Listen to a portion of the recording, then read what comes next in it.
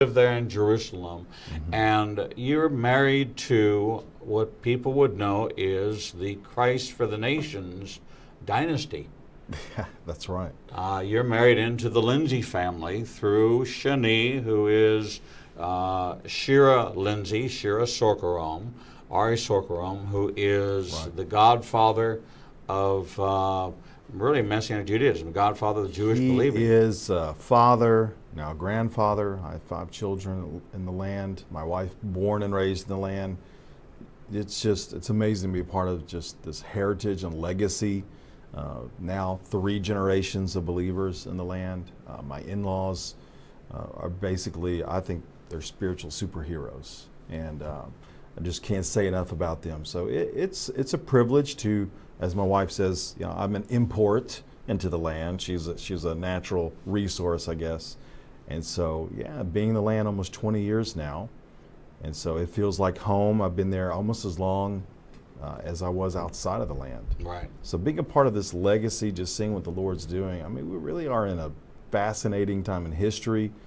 And I like to tell people that, you know, you have a redneck from Selma, Alabama, that the Lord has brought supernaturally into the land of Israel, made Aliyah in 1999, and there in the land just seeing God do. I'm an eyewitness of things, and I think I am a living testimony of the verse that says, I will use the foolish things of this world to confound the wise. So I resemble that remark. But yeah, it's a privilege to be in the land. It's a challenge like none other. You know, even the people that don't have any really spiritual bearing, they refer to Jerusalem as the furnace of the world. One of the most embattled lands that we know. This is the land Messiah returns to. And so, you know, it's the pressure cooker, but it's a privilege, it's an honor. You know what I love the most about your history is you met Shani, which is your wife's name, mother of your 5 children. You met her at Brownsville at the time of Dr. Michael Brown. That's right. All right. Now, you two were not model citizens of the kingdom. You were not model citizens. Which two? Yeah. Myself and Shani. Well, yeah, I think she had her bouts of rebellion, definitely. But if she was in the minor leagues, I was in the major leagues of, you know. But it was through this. It was, you know, naughty. when people talk about revival. Revival to me is being raised from the dead. I see these signs all over that say, revival coming June 4th. I'm thinking to myself, I just don't understand how you plan something like that. It's kind of a foreign concept to me. So kind of like planning a tornado. Exactly. Okay, so next week we're gonna have a tornado that is sovereign from the Lord hit our church. But I understand what people are saying, but you're right. It's but in your case, and even for Shani, who grew up in this legacy, Brownsville and Dr. Michael Brown, who became a mentor. Oh yeah. He's one of my professors, and I've spent many credit hours under his tutelage about answering Jewish objections to Jesus, about so many other matters. Just a fine, none better. Who spoke into your lives and spoke into really this marriage and this coming together. I remember when first time the Lord kind of just supernaturally put us together, and I kept telling him, look, I have this heart for Israel, and I think he kind of just smiled and said, oh yeah, of course you're in Bible school, everybody has a heart for Israel. I said, no, I really feel something special, and the Lord began to connect my heart with my wife Shani, who was released from Army duty to come specifically to study at the Bible college there. And to this day, she doesn't even know why they gave her an exemption to leave early and go study. It just usually doesn't happen. And so I remember at the time telling him this, and he kind of was looking at me going, oh, of course, this is revival love, right? You know, because Shani grew up climbing trees in his backyard, you know, when they would visit from Israel in his house in Long Island and stuff. So just this long history. But the Lord really, I must have spoken to him to, hey, this kid really needs help. And so, I mean, I call him my father, Avi. You know, he's my spiritual dad in a lot of ways, you know. And so if I can name drop, but it's, we've been through a lot. He's been there to, I think a true mentor also is there to give you a spanking sometimes when you need it, especially when you're a young punk and you think you know everything from the fires of revival. Right. And I remember him sitting me down when he realized, okay, the Lord is bringing this guy Kobi and Shani together, and the Lord really is going to send them to Israel. And he just basically said, look, if there's some challenges, because I thought, hey, I'm from the revival, we're going to see the Lord move in Israel, and it's probably just a matter of a few months, we're going to win the whole nation. We're going to see the culmination of all things. And 20 years later, we're just now seeing some of the things that we would pray and intercede for together during that time. So it took a few minutes, and some of those words that he spoke to almost 20 years ago to me of, hey, this might take a little bit longer than you think. Might take some of those pesky words we don't like when we're young believers, like perseverance, long suffering. And I remember saying, so what's the Hebrew root of long suffering? What does this mean? He said, well, it means you're going to suffer for a long time, And so through a lot of this process and old-fashioned words like endurance, we are seeing some of the things that people have contended for. I think the prophets have longed to see for literally 2,000 years. Just the contingency of believers in the land, the Jewish people of all backgrounds coming back to their land, filling the land. And there's a lot of hearts being turned ablaze for the God of Israel. And we see so many people of all kinds of backgrounds having that revival, that awakening towards their true Messiah, Yeshua. The dedication of the first temple, probably touted as the greatest revival in the history of Israel, as King Solomon dedicated and the Spirit of God entered. And this supplication, it was the first time on record that a Jew interceded for the Gentile nations, literally prayed and said, Lord, if these people who are not our people will turn and face this place and offer their prayer, Lord, incline your ear to hear and answer them. And he was talking about the Gentile nations.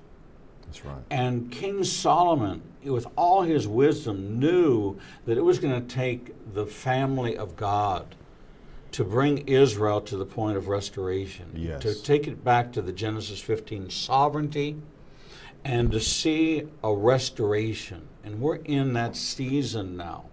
This announcement to move the embassy for America to recognize officially Jerusalem as the capital of Israel.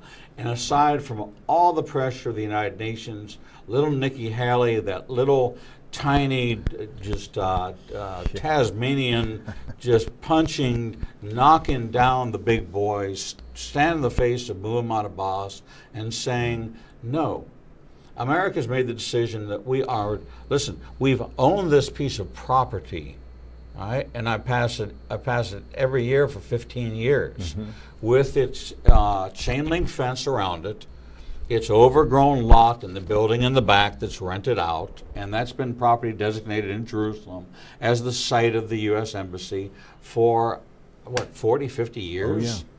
Oh, yeah. That property has stood there. Then we have the consulate. Right. And now here we are on the 70th anniversary of the birth of the nation of Israel. We are going to open the doors of the United States Embassy in Jerusalem. This is a big deal, and like you said, I love how you refer to 2 Chronicles 7:14, and just this kind of, it's a similar call to the nations, because we see in history proclamations were made by kings and people in high places. I think the last time we saw something like this was literally, without exaggeration, and I want people to understand, we're in a historic time since maybe Harry S. Truman. Really, I love listening to his fireside chats and how he would just say, he was president when I was born. these two, he said, what did he say about Chaim Weizmann and Ben Gurion? You know, these two Jews got it over on me, you know, something you can't really say nowadays. But he said, you know, they convinced me to go in and fund Israel because they said, hey, we need your help, we need weapons, you know, the Arab nations are going to destroy us. And so that was huge, 1948, the establishment of Israel. But for many, many decades, Israel has said, look, Jerusalem, 1967, the reunification, really the recapturing. Right. That doesn't sound so politically correct, but that's what happened. They recaptured Jerusalem. And, you know, they've allowed all faiths to come and worship there. But this is the biblical and historic and eternal capital of the Jewish people, of the nation of Israel. And there is no other nation in the world that declares, well, we're in Alabama, right? So Montgomery's down the street, right? So no, okay, so Alabama declared Montgomery as their capital. Before it was Cahaba or different places. But okay, Montgomery is our capital.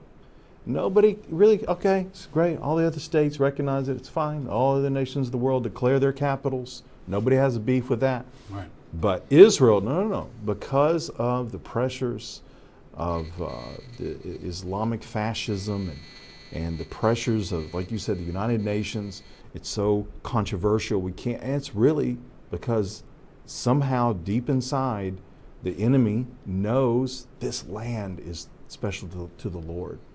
And it's His eternal place.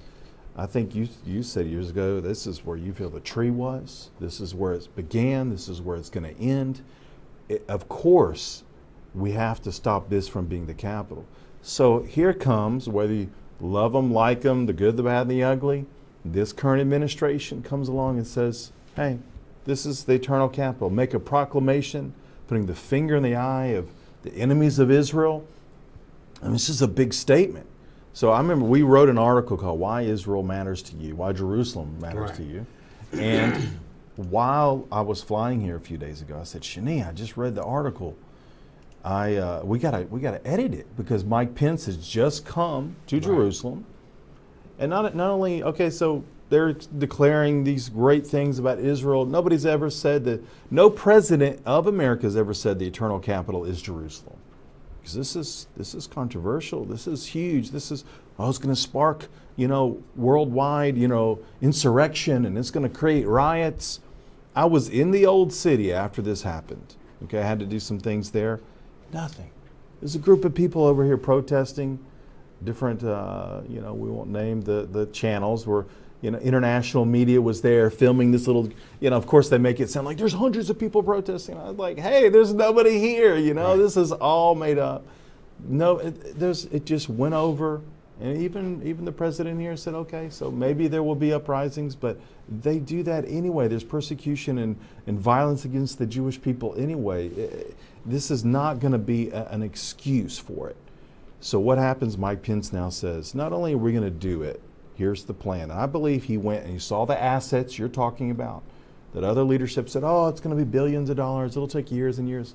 And he just said, because these are businessmen.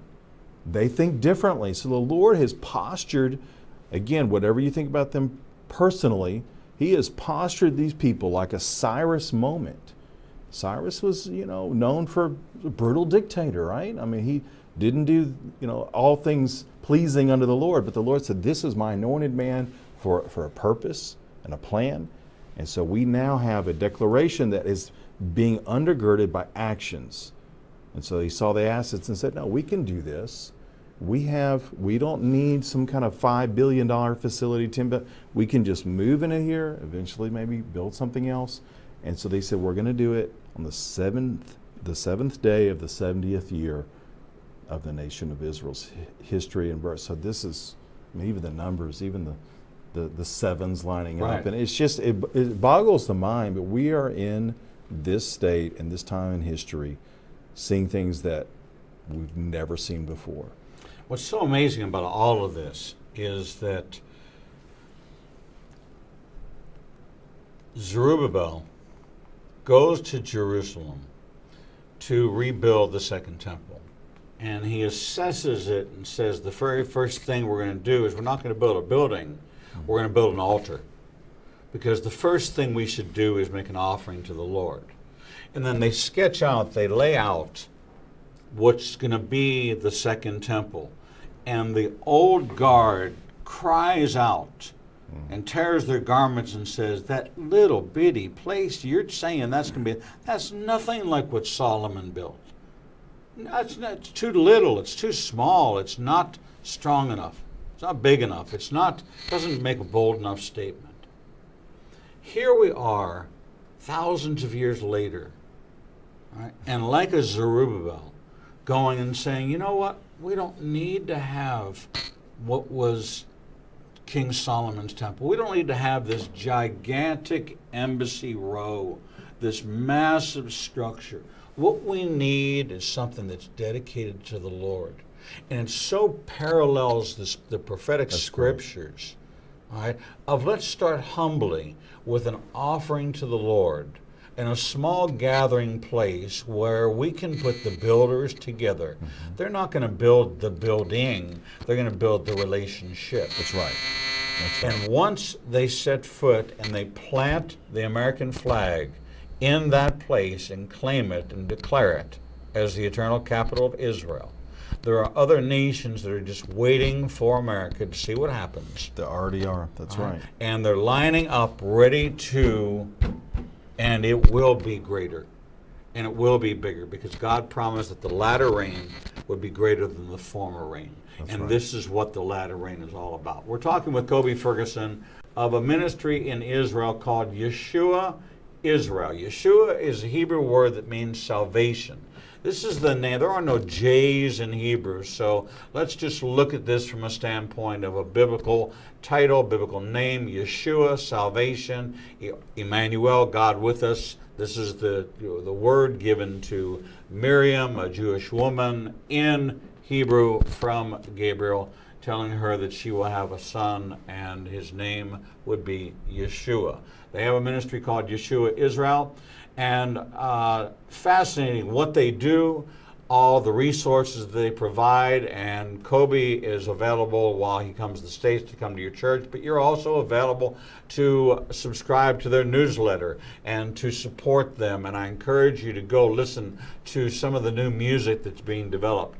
You know, King David, the psalmist, sang to the Lord, and these words that he sang to God were about everything, feeling and every emotion and every circumstance. He turned it over to God because God wanted not David to do more for him, but he wanted David to do more with him.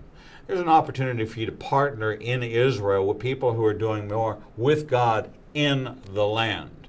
Okay? There's some major people out there, and we don't know the details of exactly where that money goes and what it's going to and who it's reaching, and they have a lot of fame and they have a lot of position with government, but what about behind the scenes? Who is reaching the youth? Who is reaching the hungry hearts of those that want to hear the truth of the promised Jewish Messiah? Why is all this going on in a land that's 850 square miles? Okay, smaller than the state of New Jersey, 850 square miles. In this city, the city on a hill, Jerusalem, right where Yeshua Israel, this ministry is centered, is become a gathering place for people who have the arts, creative people who realize that the younger generation wants to be able to relate not just to the old liturgical Hebrew, but they have a message that they want to get out. And they need a place to go. And they built this amazing studio, and they're opening up the doors of this studio to lots of people who mix, a blend, a family, the way God created it. That's why he called Abraham, father of many nations. And so the nations are gathering together with one voice, one heart, and one spirit right here under the covering of Yeshua Israel. Well, we take our break. Go visit their webpage and sign up for their newsletter and find out what's happening in Israel. Get a regular report from Kobi Ferguson, his wife Shani, their 5 kids, and from us here on Revealing the Truth. We'll be right back. Shalom. I'm the Reverend Rabbi Eric Walker, Executive Director of Igniting a Nation and host of the daily TV program Revealing the Truth, seen live every Monday through Friday from 9 a.m. to 1 p.m. Central Standard Time at www.ianbn.com, and then replayed throughout the day and night via our website. All of our segments can be seen on the Igniting a Nation YouTube channel. Since our launch in January of this year, we've expanded our global reach to over 54 countries with a social media following of over 125,000. Our commitment is to bring you the most in-depth interviews with authors, subject matter experts, and thought leaders from around the world. We have interviewed guests from Israel, Brazil, England, India, and all across North America. All of our authors are featured on the Books and Media page on our website, www.ianbn.com. There you can find a direct link to the book you want to order, and we receive a small commission directly from Amazon. There is no cost to you for this service. In addition to our daily teachings and interviews, we make available to you the archive of all of the interviews on our YouTube, Facebook, Twitter, and Instagram channels. Our live program is available from our homepage, and there is never a charge to you for any of this access. We made the decision long ago that we would remain a commercial-free resource that would not be influenced by any pressure from any outside company. There are only two ways that we are able to continue to operate this ministry and provide you with the only live 4-hour daily Christian television talk show program. The first is through your support and tax-deductible contributions to Igniting a Nation. These can be made directly through the donate button on the website or sent through the mail to Igniting a Nation, 2700 Corporate Drive, Suite 120, Birmingham, Alabama, 35242. The other way we support the program is by offering you a unique opportunity to have access to over 10 years worth of teachings on a subscription basis. The teaching archives contains all of my prior sermons, Torah studies, prophecy in the news videos, and much more for the low subscription price of $5 per month. This subscription grants you unlimited access to over 800 hours of content not available elsewhere, and is updated weekly with the most current prophecy classes. In addition to 20 hours of original TV programming each weekday, we invite you to join us live every Monday, Tuesday, and Thursday evenings for our Prophecy in the News classes. The times and locations are listed on our events page on the website www.ianbn.com. Every day, you and I are faced with the challenge of where we will go to hear the truth. We are committed to bring you the only program of its kind that covers the headlines, the heartlines, and biblical truth. We cannot do this without your support. Since we launched on January 5th, 2017, we have aired over 300 individual teachings, interviews, and commentaries not available anywhere else. We are now working side by side with almost every major Christian publishing house to bring you the most in-depth feature interviews possible. Our 1-hour features address every subject that affects the believer's life. We are hearing of salvations from the Middle East, Africa, and all across the United States. Lives are being changed every day, and we have only just begun. Our mission is to become your trusted resource and grant you access to the people, tools, and information you need to grow in your relationship with the Lord. You can help us by liking us on social media and through your financial support. We know you have many choices in who you support, but we are prayerfully asking you to consider helping us keep revealing the truth, true to our calling, to cover the headlines, the heartlines, and biblical truth like no other program available.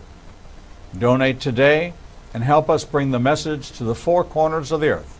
Visit www.ianbn.com and donate, buy a book, or subscribe to our teaching archives. Without you, we do not exist. Back. Shalom. I'm the Reverend. Shalom and welcome back to this edition of Revealing the Truth, where we cover the headlines, the heartlines, and biblical truth. I'm your host, the Reverend Rabbi Eric Walker, and we're talking with Kobi Ferguson, live from Jerusalem, sitting right here in our studios in Birmingham, Alabama. He is the co-partner with his wife, Shani, in a ministry called Yeshua Israel. And that is their website as well, YeshuaIsrael.com. Kobi, welcome back to the great program. To be back. We were talking about the embassy, this move, and this is really a prophetic breakthrough because the response from the enemies of Israel has been rather overt. Russia taking up a position in Syria, Iran taking up a position in Syria, China opening up a seaport, a naval base that's in the region. For the first time, we're seeing these presence taking place, and it seems like there's a posturing going on. We're watching Erdogan's son is all of a sudden now coming into the picture. You know, a lot of debate prophetically about this number 666, the number of his name, and understanding the gematria, understanding how each Hebrew letter, 22 Hebrew letters, each have a value from 1 to 300, and the number of a name. And God is into this because he's marked. He marked Abel. He marked Cain. He put a mark on the doorpost of the house, which is the same Hebrew word as the mark he put on Cain. He then comes along and he tells us that we as believers are marked. It's the same name for a mark as it was on the doorpost of the house, and it's the same mark as it was that was on Cain. And now we see that those who take on the mark of the Antichrist, it's the same thing. Okay, and this is a mark that the connection is blood. We're marked with the blood. We're sealed with the blood. We're sealed with the blood. So some will be sealed with the blood of the Antichrist, and others will be sealed with the blood of the Messiah. And so we see that kind of clearly. But we see this geopolitical situation, and from a prophetic standpoint, usually Ezekiel 38 is kind of like the benchmark for the beginning of the campaign of Armageddon. And there's 4 very interesting prerequisites before any of this can happen. And one of those prerequisites is that Israel is actually sovereign. That's right. In the land. Now, a lot of debate between theologians what sovereign in the land means. I believe that sovereign in the land means Genesis 15, borders, because that's what God said Israel would be. Well, that would mean that Lebanon and Syria and most of Iraq and all of Jordan and northern Saudi Arabia and northern Egypt would be part of sovereign Israel. And it says that there'll be a peace with their neighbors. Well, that's the only way they're going to be at peace with their neighbors, is for there to be some kind of intermediary event that allows Israel to expand its tent peg. That's right. The third requirement is that Israel will have no walls, no fences, and no gates. Well, you and I know that you live in a walled-off city. You have fences and you have gates. Right? So something's going to happen, and the borders of Israel are all fenced off, so that's going to have to go away. And the fourth one is the stunning one, and that is that Israel will have so much natural wealth that the world would want to plunder it. And look at the Leviathan natural gas deposit, and look at this oil reserve that's been found for the first time in history in the Golan Heights. That's right. And now we see reason why we've been asking the question for thousands of years, since the time of Moses. Why are you giving us a land that has no natural resources? We have the same geology as an Iraq that has Mosul, which is ancient Nineveh, which has oil fields galore. We have no different geology than they do. That's the same dirt, the same sand, the same structure, the same landmass. It's just a connection point. Why don't we have any of this stuff? But it also mentions gold and silver. And gold goes back to the Garden of Eden. And there were 2 rivers, the Pishon, right, and the Gihon, right, and Havilah was the place where the gold came from. But we haven't found out where Havilah is. We haven't found out where the other 2 rivers are. Will it take us finding that gold? We've been told the Garden of Eden. A lot of speculation where the Garden of Eden is. I have my own speculation. I think it's below the Temple Mount. I think that that's the reason why there's this earthquake, why the mount splits in two, this river of life, and the tree of life is right there. There's no mention God's going to transplant the tree of life, that it's guarded. There's no mention that the Garden of Eden is moved. So my belief is that when we peel back Mount Moriah, when we blow the top off of it, when we have this huge renovation of the earth that we're told about in Zechariah 14, where we create this huge mountainous city where the Temple Mount is 50 square miles. Jerusalem itself is 50 square miles.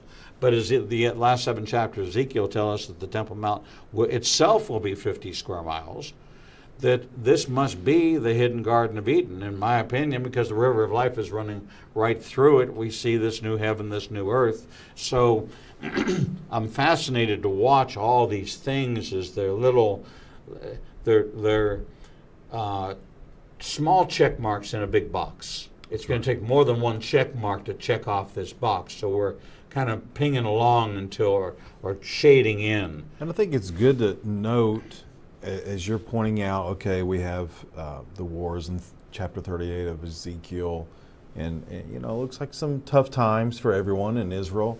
But before that, you have chapters of 36, which talk about the regathering of Israel to their land, and there in the land I will save you.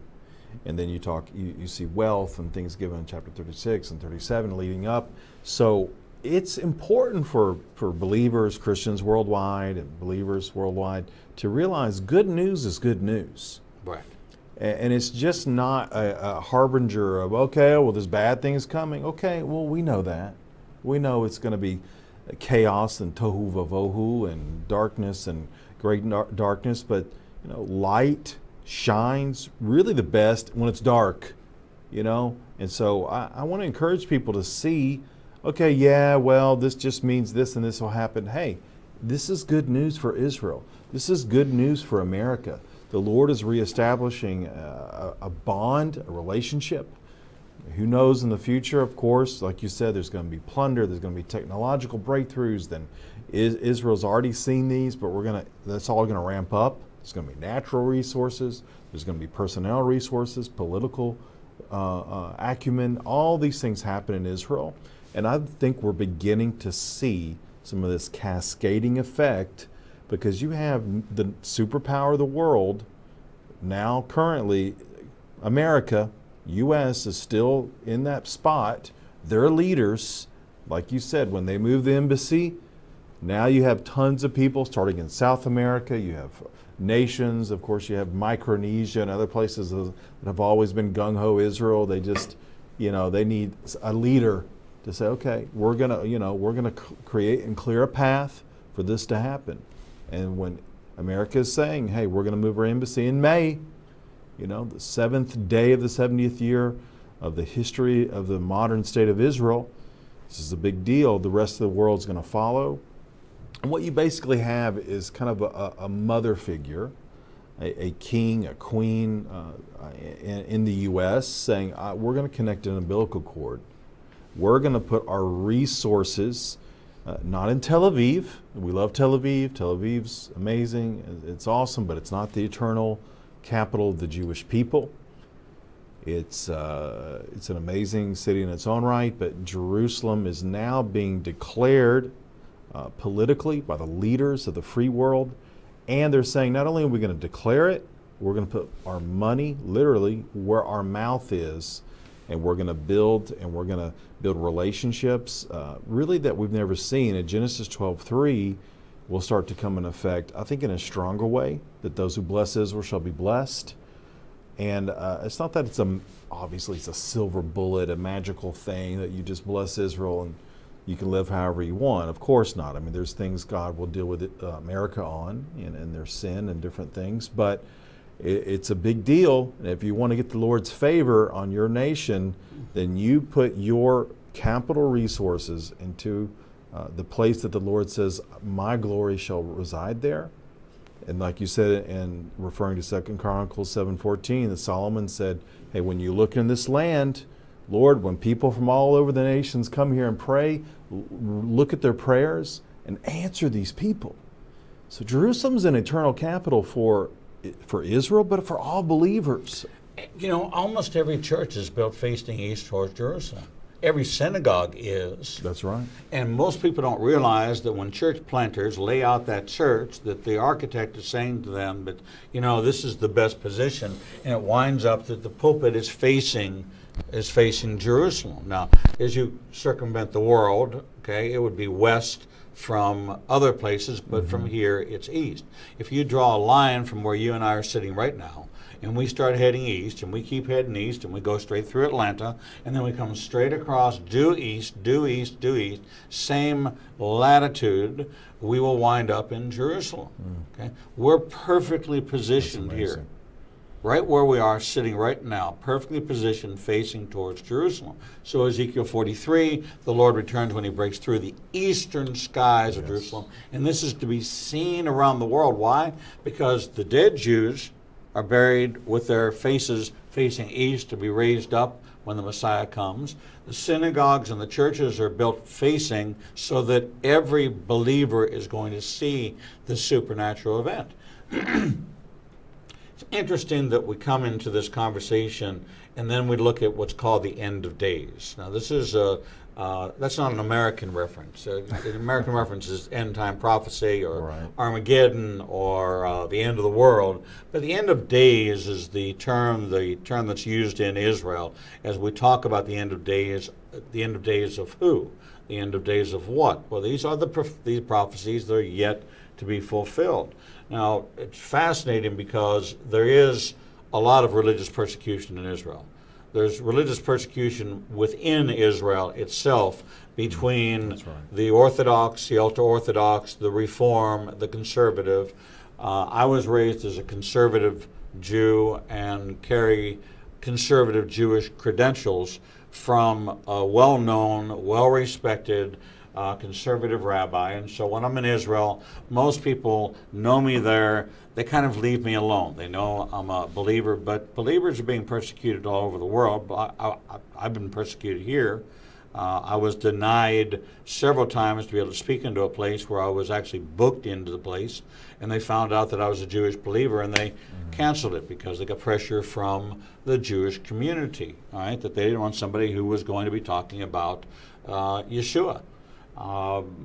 But that just gives me more access to more churches and makes the story just as alive today as it's been since the time of Jesus. That's right. So nothing's changed.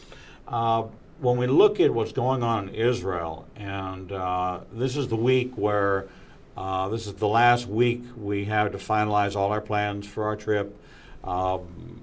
Airline tickets are ordered, hotels are paid for, and I'm announcing just kind of the planning procedures, gathering procedures with the group. And people say, is it safe? I said, let me ask you this question. If you lived in a city and at 5:30 in the afternoon, everybody that was your known sworn enemy had to close up their shop and go home and leave town, would you feel pretty comfortable that you could go out and walk the streets at night and not have any fear because your enemy is back where they live? And they would go, well, that's not reasonable. That's not possible. That's Jerusalem. That's right. That's Jerusalem. Okay? If you're not an Israeli citizen, you are a Palestinian, you have to leave Jerusalem and go back to wherever it is you live at a certain time at a certain hour. Okay? You don't have privileges to be there in the city. It's fascinating to me. Okay? Different colored license plates. Okay? Things like in Israel, the police have their lights flashing all the time. Americans are always fascinated by that. You know, I've been on I think every year on the tour bus, somebody they're all after them. Right. Somebody in the back of the bus would say, "Driver, you need to pull over. You need to pull over." And they're sending me a message saying, "Hey, tell the driver he's got to pull over. He's getting pulled over." And I said, "Why?" They said, "Because there's a policeman with his lights flashing." I said, "This is Israel. Okay, if his siren was on, we'd pull over. But in Israel, they want you to make it known That's right. Okay? Here, they want to catch you. They're all something. stealth. Yeah, Right. That's right. There, okay, we want our presence known. Okay, our 18, 19, and 20-year-olds are carrying machine Openly. guns Yes. openly under their arms when they're all being deployed. When they're at McDonald's or when they're at the bank. Wherever they are. So you see. Right, Yeah. you see If it. you had any wise ideas, you see the presence. That's exactly right. It's very, very visible. It's the safest city in the world. You know, I grew up in places that weren't so safe. And, Right. You know, when I'm visiting Atlanta or New York, I lived in New York City for a while. You know, there are times and places you didn't walk. You know, I don't really want to be walking in downtown Birmingham in the middle of the night. Well, we walk around at all hours, anywhere in Jerusalem, Tel Aviv, walk around at all hours. I have no problems. Never encountered any crime. It's very low in crime. The Jew-on-Jew crime is very, I mean, it exists, but it's very low. And I feel very safe. There's areas, you know, you don't go, and then you're good. It's like any other city, except it's safer. That's right. I think, in my opinion, going to Israel puts me in the safest place in the world. First of all, I'm surrounded, 8 million population, surrounded by 56 contiguous hostile nations. Hostile towards Israel, with Islam as their 56. Okay, God gave Ishmael 12. Okay, look at the multiplication of this, and I get an alert every time there's a rocket launched out of Gaza. I get that report. I have live chat with people who I chat with in Israel. I get a live radio feed from Israel telling me, and it's almost as if they're throwing javelins. Okay, you know, a javelin is meant to be thrown and measured by distance, but not based on accuracy.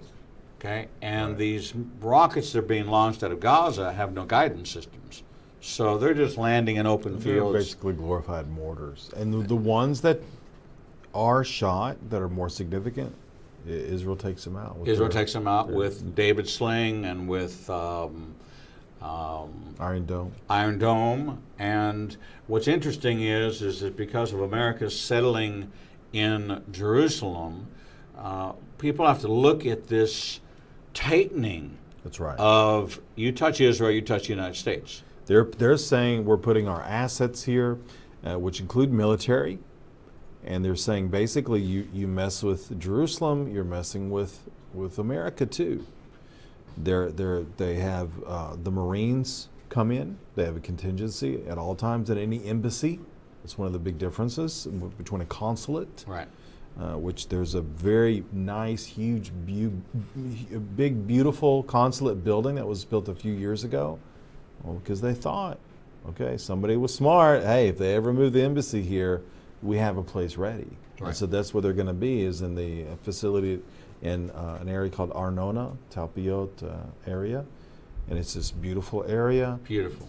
And it's, you know, years ago you would have Hillary Clinton and other leaders come in and say, oh, this area is controversial, and it's technically in Jerusalem, but it is close to the Green Line. There's disputed areas. But we know that these disputed areas, you know, they call the West Bank, okay? This is Judea and Samaria. And it's just, sometimes it's sad to me to see areas like Bethlehem and Shiloh and these ancient areas where the fathers were, Hebron.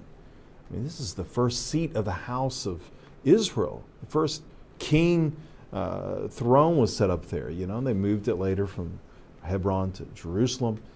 And this is Abraham's ancient stomping grounds, right? This is what they call the way of the patriarchs. Abraham, Isaac, and Jacob made their homes here at Bethel. And these are all Palestinian areas. Right. It just kind of breaks my heart. And we love the Palestinian people, by the way. We reach them with the good news. This is a big part of our vision and plan because we believe that they've been put here for a reason too in the land of Israel.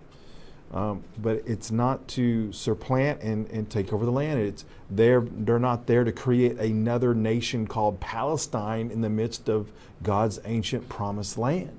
Well, that's exactly right. And the headlines today out of the Times of Israel is that America is close to putting together a presentation of a solution, and it does not include a two-state provision. We believe they're going to, this is just a hypothesis, but we have good intel, by the way, that they are going to present a one-state solution. We believe the President of the U.S. has really spent time to decipher this information, and they'll say, they'll basically offer something that really, if accepted, will be the best thing for the quote-unquote Palestinian people. Because their jobs, they're provided by so much of their infrastructure by the nation of Israel. So really, I've on the DL on the side. Right. I've had so many Palestinian friends tell me, look, I know we have to talk among ourselves about how much we hate Israel, but man, I would love to be an Israeli. Right. They just what you guys are able to do, and we have good friends that sometimes have permits and they come visit. Last year we had our Passover Seder. One of my best friends, Palestinian, and his whole family came and joined Ari and all of us at his house outside of Tel Aviv, and so it was a wonderful time. See, the real story from inside Israel is much different than the story outside of Israel. This is why I take groups to Israel every year, so you can see the people of the book, the land of the book, and where the Messiah walked, and understand the love of God that emulates from God's chosen place. Look, no one is saying the Jews are better than the Gentiles. No one's saying that this is better. What you're saying is this is what God said. That's right. Okay. Now, what God says, God means. He will find a way to use all of us. And and you're going to have to pick a side. Okay. People are going to have to pick a side. You, our audience, have to pick a side. You can either pick the right side, which is God's side, or you can pick the other side. Okay? Bob Dylan said it best, you got to serve somebody. Right? You either serve the Lord or you're going to serve the enemy. Right? And that day is coming. Now, if you're like me and believe in the fig tree prophecy, you believe that when the fig tree blossoms, this generation will not pass away until they see the great day of the coming of the Lord. Okay? The coming of the Lord is the beginning of the tribulation. It is not the day of Jesus' return. So understand that the table is being set right now for a future conflict. But America is putting themselves in position that they're going to walk in the Genesis 12 and 3 blessings, and we'll be a defender of the nation of Israel. It's safe to go there. I go there. I would not go there. I've took Kobi's mother with me there, and we had an outstanding time. I've got a group of 50 going with me, and we leave at the end of May. I've got a trip planned for May 15th of 2019. If you go to the events page on IgnitianNation.com, scroll to the very bottom of the page, and right there's a registration form. Get your name on that list. We're going to have to break away now because we go live at 11 o'clock with our next guest, but Kobi Ferguson of Yeshua Israel. My pleasure to be here. So glad to have you here. Don't forget YeshuaIsrael.com. Sign up for their newsletter. It is powerful, it's profound, and if you want to know who's reaching the youth and how they're reaching the youth of Israel and how the message is going out, subscribe to them and get to know Kobi and Shani Ferguson. I've known them for many, many years. I love them. They're his father-in-law, his Abba,